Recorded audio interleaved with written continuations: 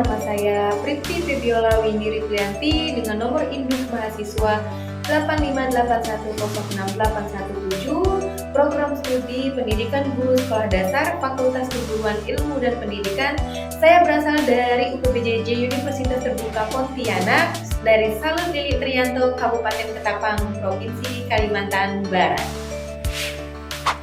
Pada kesempatan kali ini, pada hari Senin, tanggal 27 April 2026, saya akan melaksanakan tugas mata kuliah yaitu Praktikum IPA DSD dalam Modul 1 PDGK 4107.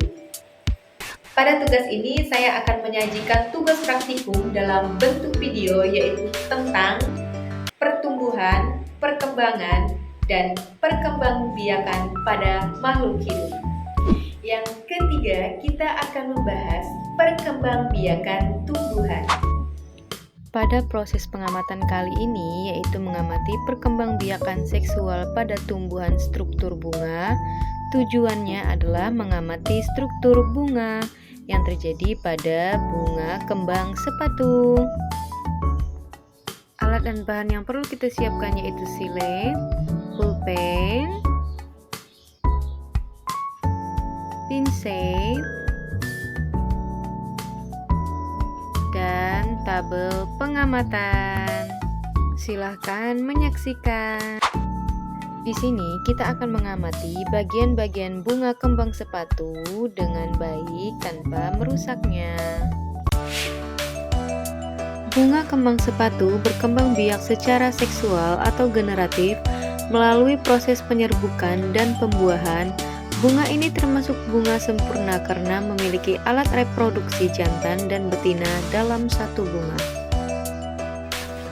Ini adalah bunga kembang sepatu. Bunga ini merupakan alat perkembangbiakan generatif pada tumbuhan. Dalam praktikum ini, kita bisa memperhatikan bagian kelopak, mahkota, benang sari, putik, dan dasar bunganya. Nah, yang kita potong ini namanya adalah tangkai bunga. Selanjutnya, yang berwarna cerah ini namanya mahkota bunga. Fungsinya untuk menarik perhatian serangga agar membantu proses penyerbukan. Dan yang kecil ini namanya benang sari. Terdapat kepala sari dan tangkai sari. Fungsinya adalah merupakan alat kelamin jantan. Di dalamnya terdapat serbuk sari yang berperan dalam proses penyerbukan. Untuk mengetahui jumlah benang sari yang terdapat pada bunga kembang sepatu, yaitu pisahkan satu persatu benang sari dari tangkai putiknya dan hitung ada berapa jumlahnya. Sekarang saya hitung jumlah benang sari pada bunga kembang sepatu terdapat 113 buah. Nah, ini namanya kepala putik atau stigma pada bunga kembang sepatu. Berfungsi sebagai tempat menempel dan menerima serbuk sari saat proses penyerbukan. Setelah serbuk sari menempel, akan terjadi proses pembuahan yang kemudian menghasilkan biji.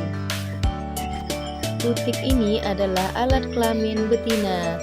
Putik berfungsi menerima serbuk sari dari benang sari. Ketika serbuk sari menempel pada kepala putik, proses ini bisa dibantu oleh angin, serangga, atau manusia. Di dalam tangkai putik terdapat bagian seperti benang putih yang disebut tabung serbuk sari. Tabung ini berfungsi sebagai jalan bagi sel jantan dari serbuk sari untuk menuju bakal biji di dalam ovarium, sehingga terjadi proses pembuahan. Selanjutnya, kita memotong tangkai putik lalu membersihkan di sekitar bunga untuk melihat dasar bunga dan bisa mengamatinya dengan jelas.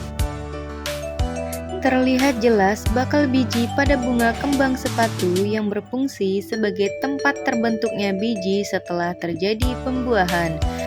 Bakal biji yang biasa disebut ovulum akan berkembang menjadi biji setelah dibuahi oleh serbuk sari.